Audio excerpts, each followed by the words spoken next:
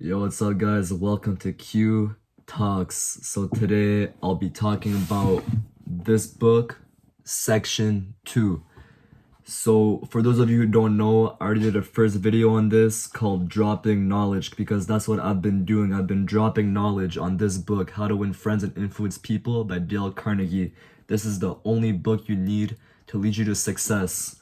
I mean that, he means it. So, listen, alright? First section, I talked about the fundamental techniques in handling people. There was 3 sections to that, so go and watch it. Today I'll be talking about section 2, which is 6 ways to make people like you. So six principles, and that's pretty long for me, so I'll divide this in 2 parts. So this is section 2, part 1. So, alright, there's no time to waste. Let's get to it, alright? Alright, guys. So, Section 2, principle number 1. Becoming genuinely interested in other people. This is principle number 1 of section 2. Alright? So, let's remember, let's think back, right? Section 2 is six ways to make people like you. How is becoming genuinely interested in someone else gonna make someone like you? Well, it's really simple, right? When we go to someone new, let's say you're meeting someone you haven't never met before. Usually your first instinct is to make them interested in you. And not in all cases, right? But let's say you want someone to be interested in you. That's what you'll do. You'll talk about yourself, make yourself seem interesting, right? But I'm telling you, the one way to make someone interested in you is to be interested in them, right? You can make more friends in 2 months by becoming genuinely interested in other people than you can in 2 years by trying to get other people interested in you. By the way, you guys might not be able to read this, but this is for my notes. Eventually, as I keep posting videos, I'll have something better for you guys to read. Maybe I'll make like shorter notes, but for now I'm still new to this YouTube stuff, so I need my notes. So sorry about that. Yeah, let me give you an example about becoming genuinely interested in someone else and why you appreciate that, right? Let's think about dogs, right? The animal dogs. We tend to love dogs, right? Anyone I know is gonna have a certain degree of love for a dog. For me, I'm more of a cat person, but I still love a dog. And why? Like when I see them on the sidewalk, right? You're gonna realize that a dog, they are interested in you. As soon as they lay their eyes on you, they start having a big smile on their face and they start running up to you. You love that, right? When you come home from work, when you come home from school and you see your dog coming up to you, being interested in you, it's the one thing that'll make you happy and you'll want to be with your dog. You'll be interested in them. So this further applies to my next couple principles, but this was an example they gave in the book, so I'll just use that for now, right? People are not interested in you. They are not interested in me. They are interested in themselves, morning, noon, and after dinner, right? You know, let's say right now, right? There's so many things happening in the world. There's the war in Ukraine, Israel, Palestine, all these things. Terrible things are happening. There's the presidential debates in the United States right now, right? All these things are happening. But would you care more about that? Or do you care more about the toothache that you're having? Do you care more when you have a cold? You care more about yourself than you care about these other big topics in the world. Because, like I said, people are generally just interested in themselves more than they are interested in anyone else, right? So the best way to make someone interested in you is by becoming interested in them. I hope that makes sense. So this is a quote by Alfred Adler. I hope I said that correctly, but he's a famous Viennese psychologist, and he says, "It is the individual who is not interested in his fellow men who has the greatest difficulties in life and provides the greatest injury to others. It is from among such men that all human failures spring. Good example, Hitler. He did not give a fuck about what other people thought. He was not interested in other people. He was interested in his ideal. What does he cause? A mass genocide. Let's say this is a really, big topic. Like, this is a big example, but let's go to like a really relatable example. Let's say you have a boss that does not care about what you think. You're not going to care about what they think. You won't care about the job, etc. If you have a boss that cares about you and your own ideals, then you'll care about him and his job. It's that simple, and I know you guys have been through the same thing. So I don't even need to elaborate on that too much, right? So this is gonna be a story of George Dyke of North Warren, Pennsylvania. This is if I remember correctly, this is an old man. He was in his 70s, right? And he was forced to retire from his job because he had to, I think there was a construction where he was working, and basically they had to shut down the company that he worked at because of it. Maybe a small company, whatever. But basically he was in his 70s, got fired from his job. Usually when you're in that state, you don't really have anything going on in your life, especially at such a late age in life, right? But George Dyke had a passion. That passion was music. He liked playing the guitar. And you know what he did? In North Warren, Pennsylvania, he became interested in the local artists. He became interested in the famous people in that region that were playing guitar. And I'll read it off the book, but basically he ended up being known as the fiddle scraper of Kinsella County. And he started playing his own, he started having his own audience, and he started he started having his own music shows. He started playing at bars. Basically, he started this new side hustle by himself at the age of 72. How did he do it? He did it by becoming interested in other people who played the guitar and who were really good at what they were doing. And by doing that, they supported him in what he was doing. And at the age of 72, he built a reputation and, got to a great place in life. So by doing this, by having a sustained interest in other people, he created a new life for himself at a time when most people consider their productive years over. Guys, if by becoming interested in other people at the age of 72, he grew this career of performing at bars, concerts, this and that, what do you think you could do at your young age, right? Because I'm guessing my audience are maybe in their late teens, their 20s, maybe older, but you're not 70. If you are, then use him, right? But I'm guessing most of my audience are people my age.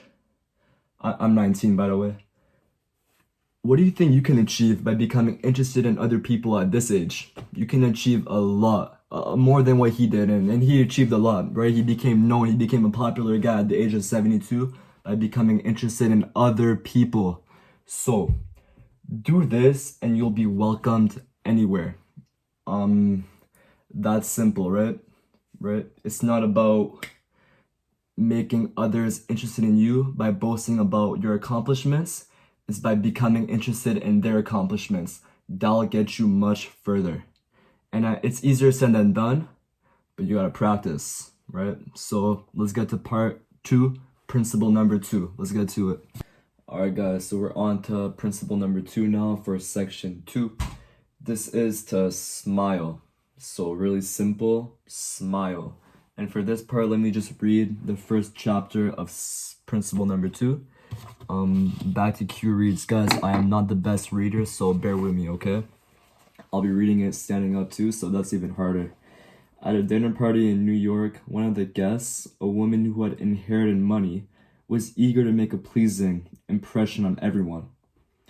She had squandered a modest fortune on sables, diamonds, and pearls, but she hadn't done anything whatever about her face. It radiated soreness and selfishness.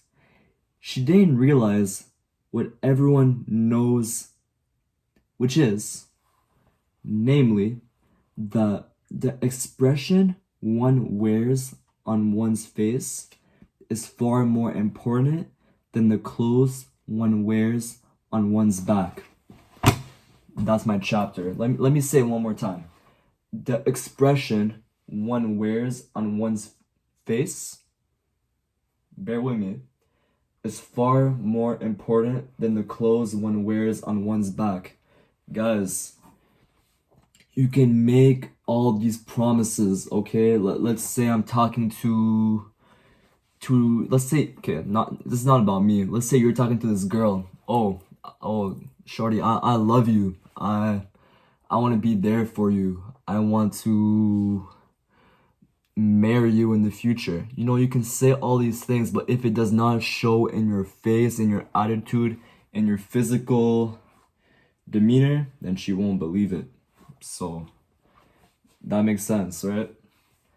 Actions speak louder than words, and a smile says, I like you, you make me happy, I am glad to see you. So when you smile, you know, it makes someone happy to be around you, right? This is section 2, by the way, right? 6 ways to make someone like you. Personally, when I'm meeting someone new and they have this smug look on their face when they don't look happy to be around me, I don't necessarily want to be around them, right? But when someone has a smile on their face, it shows them that they want to be around me, that they're happy to see me, and that makes me I'd much rather be friends with someone like that, right? I'd much rather be close with someone like them. I'll be much more open to someone who is smiling. And it's a big thing that people tend not to do because they think they're a bad man. You know, they think they're too good for that. And there's nothing wrong with smiling. There's nothing weak about smiling, right? Some people will say like smiling is a sign of weakness. It is not a sign of weakness. It's a sign of companionship. It's a sign of showing someone that you're happy to be with them, and that's it. So people who smile tend to manage, teach, and sell more effectively. So I didn't write this on here, but in the book, it says that back in the day, like 100 years ago, this book was written 100 years ago, by the way. In the book, it says that, and it probably still is applied to this day because stick to the basics. The basics will get you a long way. Sale companies, for example, like cold calling, right? In sales, you do cold calling, which is where you call someone random and try and sell them your product. The managers of these companies were forcing their employees to have a smile on their face when calling someone. You don't even see them in their face, but smiling through the phone, the other person can detect that you're happy to see them. And you know what that is? And let me elaborate on this. When I'm first gonna say this, it won't make sense, but I'm getting to it, right? It's gonna be a development process. Look good, feel good, look good. So look good. You look good when you smile, right? You feel good. It's hand in hand. It goes hand in hand. And when you feel good, you look good. This applies to anything. When you're having a good day, when you're happy, you're gonna look good, okay? When you look good, you're gonna feel good, right? When you see yourself in the mirror and you say, oh shit, I look good as shit this morning, you're gonna feel good as well, right? So this goes hand in hand. And the reason why I think Dale Carnegie decided to put this in the book was because these employees who are smiling, who are looking good, are going to feel good, and a customer likes when someone feels good. You know, when someone gives you a call on the phone and you can tell that they're in a good mood, you're going to want to be in a good mood with them. So this is why companies tell their employees, their sale people, to have a smile on their face, right? Smiling goes a long way. And it's so simple, people don't do it, and they don't do it enough. Now, then again, it has to be a genuine smile, right? It can't be a fake smile with like a smug look on your face. You gotta be genuinely smiling. You gotta be happy to see them. And why would you not be happy to see someone, right? It's like, think about it. It's someone that wants to interact with you. Be happy when someone wants to interact with you, right? You must have a good time meeting people if you expect them to have a good time meeting you. Makes sense, right? Let's say you're meeting someone new. This can be anyone, right? It can be a business partner, it can be a girl, it can be anyone. For the girls, it can be a guy. You can't expect them to have a good time meeting you if you're not having a good time meeting them, right? If you have a bad time, they're having a bad time. If you have a good time, they have a good time as well. It's neurotransmitters, right? Right. Smiles are bringing me dollars, many dollars every day. This was said by a husband who's also a salesperson that used to take classes with Dale Carnegie, the author of this book, right? So Dale Carnegie, he's to be honest, I should do more research on who he is. I'm talking so much about him, but I don't really know. Hold on.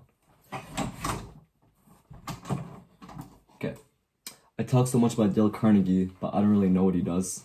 I know he's a really successful person 100 years ago, and he was able to write this book that has plenty of knowledge, which is what I'm dropping today in these videos, right? So, this guy, this husband and salesperson who gave me this quote said that smiles are bringing me dollars, many dollars every day. How did that happen, right? So this guy took Dale Carnegie's courses, and he wanted to apply what Dale Carnegie taught him about smiling to his personal life, right? So as a husband, he had a bad relationship with his wife. It happens a lot, right? I know a lot of people whose parents are having a bad marriage. It happens all the time, right? So this guy, he wanted to switch up his marriage, and he's like, you know what? Today, I won't have such a smug look on my face. I'll smile for the first time. I'll smile, because he thought he was a tough guy, but now he decides that he realized over Dale Carnegie's class that smiling is not a weak thing to do. So the first thing he does in the morning when he sees his wife before going to work is gives her a smile. And he's like, good morning, love. How are you doing today? Good morning. Her wife loved him for that, right? They had a great relationship since that happened, and it brought the marriage to another level. So since that came to another level, he decided to apply that in his day-to-day life with people that he meets on a day-to-day basis, right? So he tried that everywhere. Every time he met someone new, he would give them a smile. And when he walks by someone on the street, he gives them a smile. And when he walks by someone at work, he gives them a smile. And you know what he realized? People smile back. When you smile at someone, they'll smile at you. People will like you. You know what happens when people like you? You make friends, okay? This all goes hand in hand. So, smiles are bringing me dollars, many dollars every day. If you want money, smile. It's that simple. Right? This guy's a salesperson, right? He applied this when he was going on the streets, meeting people on a day-to-day basis. You know what he did next? He applied it at work, where he's a salesperson, smile at a customer smiles them, customer likes them, want to buy their product. Goes hand in hand, okay? Hand in hand. So, want money? Smile. That's simple. Look good, feel good, look good. Q Talks, section 2, principle number 3. Let's get to it, alright? Okay, guys, so now we are on to part 3, principle number 3. What is the principle? This is to remember a person's name. So, let's get on to a personal level, right? My name is Quentin. You guys can call it Quentin, right? It's a more easier way of saying it. It is a French name. It is not a typical name here in Canada and America, right? So, I really appreciate when someone calls me by my name. And this is not on like a weird level, right? It's simple. Someone calls you by your proper name, you appreciate them for that name. That's the name that your mom and your dad gave you, that your dad and your mom gave you. It's the name that you hear all the time. It's the name that you were born with. That to you is the sweetest and most important sound in the world. My name, QT, Quentin Terrade. That's the most important sound in the world. My name. So when someone calls me by my name, I really appreciate them for that, and I want to be their friend, right? And I'm sure the same thing applies to you as well. And it's such a simple thing, remembering someone's name. And before I even get into the whiteboard, let me just talk to you guys for a minute. I feel like people really forget names really easily. Me as well. Let's say I'm meeting someone new. It could be anywhere, right? It could be I'm meeting someone new at the gym. They tell me their names, and by the end of the conversation that I have with them, I already forgot their name. I don't remember what their name is. And that's because there's so many names in the world that it's hard to remember everyone's name. And you're just more focused on the conversation than their name. Nothing wrong with that. It's just that you gotta think about remembering their names. If you have a good skill of remembering someone's name, then you'll have a good skill at making friends. It really goes hand in hand, okay? So let's talk about Jim Farley, right? Jim Farley is the chairman of Democratic National Committee and Postmaster General of the United States. This guy went from nothing to something. What is the secret to Jim Farley's success? So he was nothing, right? And by nothing, I mean his brother died when he was 10 years old, and his dad died as well. How did his dad die? Well, his dad died because the brother died, right? Brother's dead.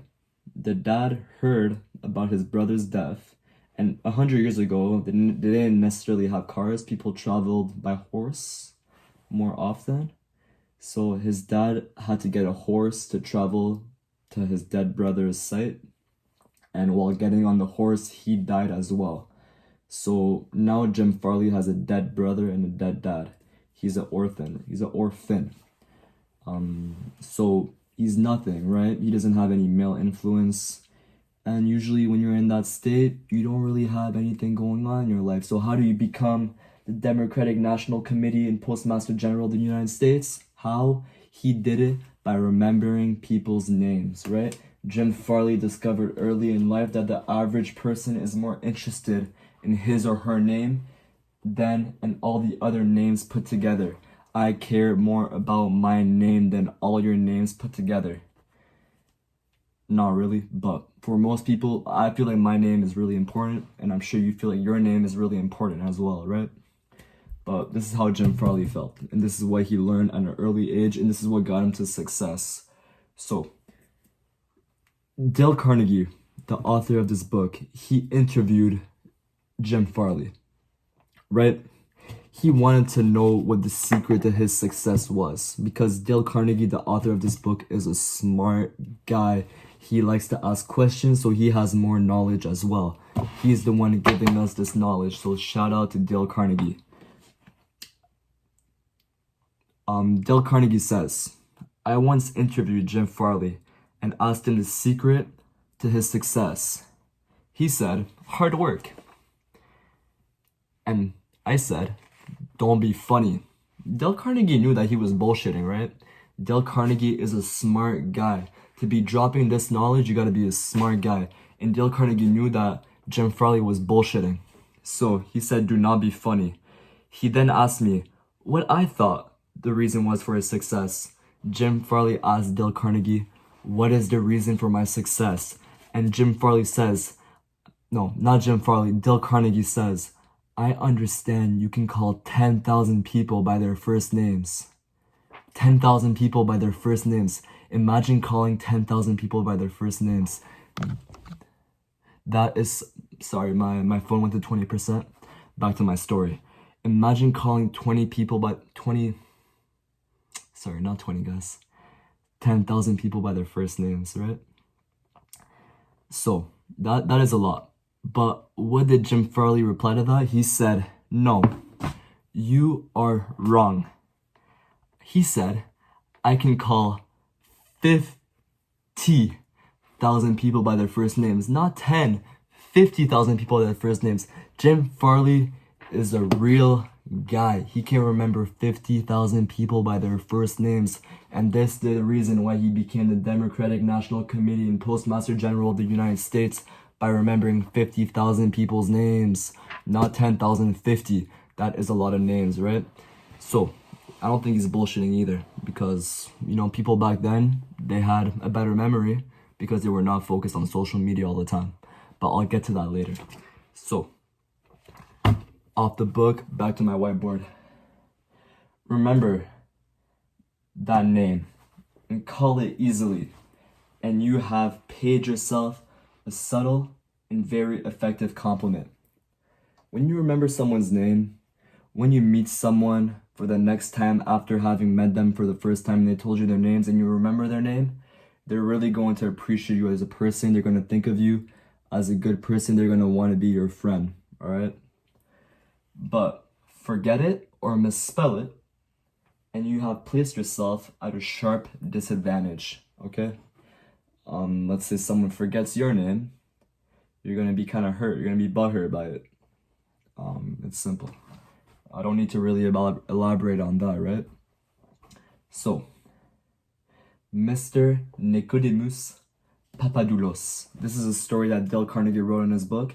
He said that he had a person in his class. This guy was teaching people sales skills, right? He was teaching people communication skills. So Dale Carnegie, there was someone in his class that wanted to apply the skill of remembering someone's name to one of his customers in sales.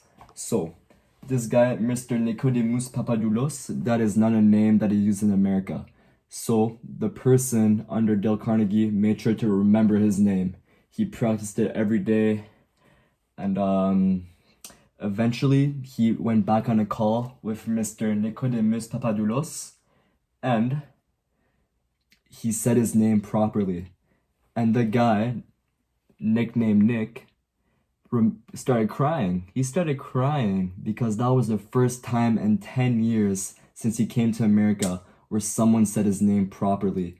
And you better believe that that guy became a customer.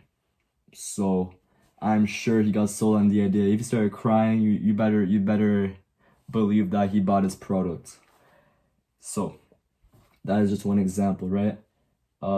Benton Love, chairman of Texas Commerce Bancshares, says that the executive who tells me he can't remember names is at the same time telling me he can't remember a significant part of his business and is operating on quicksand. If you're running a business and you can't remember people's names, you are running on quicksand. You can't build connections with other people. You can't build connections with your customers. You can't build connections with the people that you work with.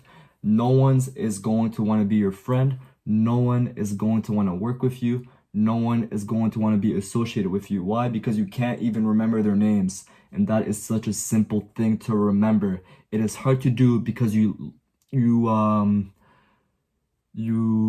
learn so many people's different names on a day-to-day basis, but it is such a simple thing to remember that we just don't think about doing, and that is something that we should remember.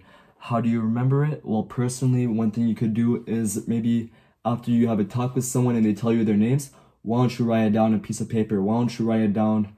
I mean, not write it. Why don't you type it down on your notes app? And so you can remember that name. The next time you see them, you'll tell them what their name is, right? So simple things like that will help you remember people's names, and it does such a big difference in your relationship with them. Sorry. So I'm gonna tell you the story about a cafeteria lady, right? This was a cafeteria lady. She was serving food to students at a school, and this student could tell that the cafeteria lady was always in a bad mood, right? She was always serving kids. She was serving them a burger, and she was only putting a few condiments on the burger. On the side, she was serving fries, but she was only giving a little bit of fries, and she was serving a salad, but she would only give a little bit of the salad to every student, right? She had to portion out the food, right? So this one student, he made sure to remember the cafeteria lady's name.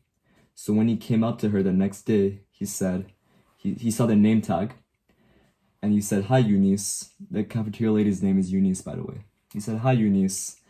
And just by saying her name, it put a big smile on the lady's face.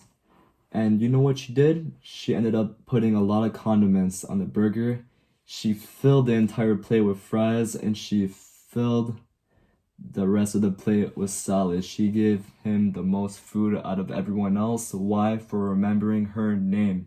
Guys, you have to remember that a person's name is to that person the sweetest and most important sound in the world.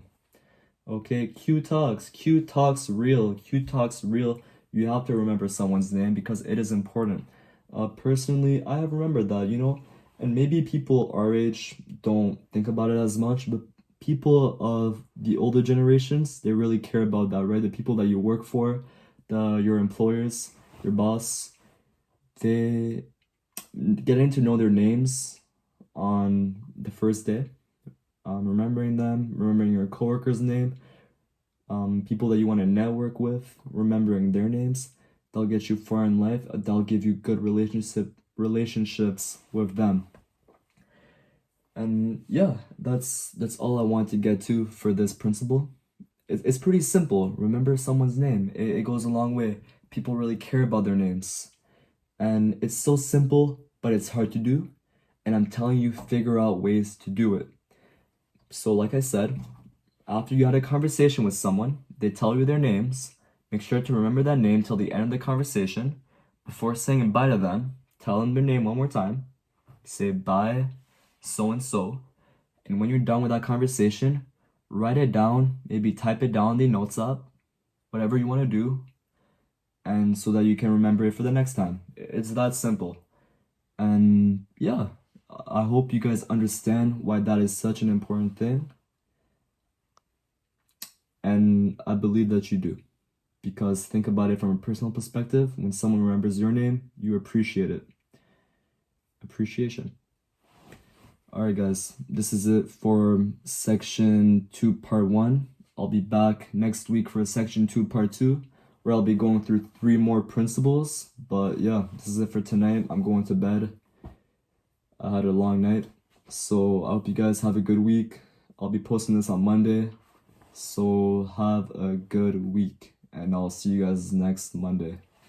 Alright, see you guys. Q Talks is out.